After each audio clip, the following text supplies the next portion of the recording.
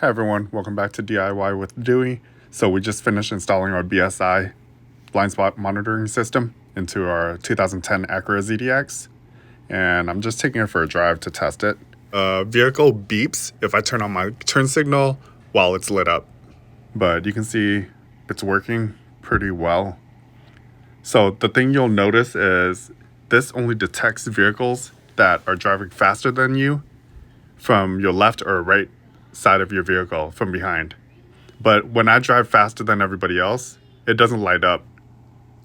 There's a car about to come up on my right hand side.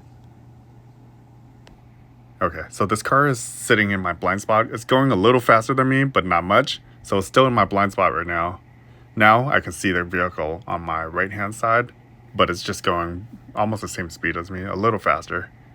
There we go. So that white SUV right there was in my blind spot for a bit. There's another vehicle coming up on the right hand side.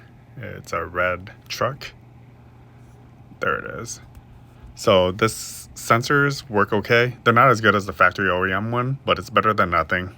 Any help with the blind spots is useful on this car. There, you'll see that truck just passed. Once it gets up near our driver door or passenger door, it no longer lights up the indicator.